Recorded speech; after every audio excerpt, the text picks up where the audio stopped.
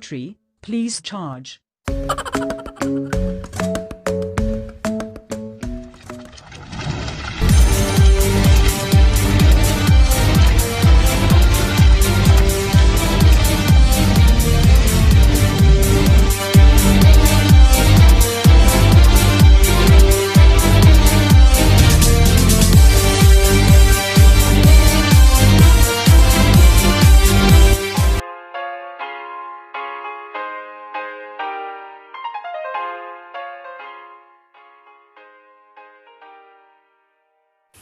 Assalamualaikum teman-teman semua.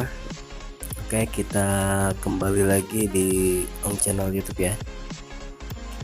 Oke, kali ini saya akan membagikan tutorial seperti biasa ya, membuat patung miniatur dari bahan koran dicampur dengan lem box ya. Oke, kita simak saja video tutorialnya. Simak ya.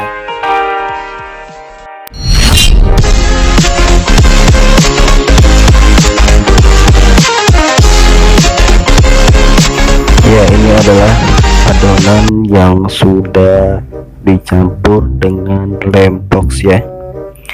Diaduk-aduk saja sampai merata seperti ini ya. Ini akan lebih menempel kepada rangka patungnya ya.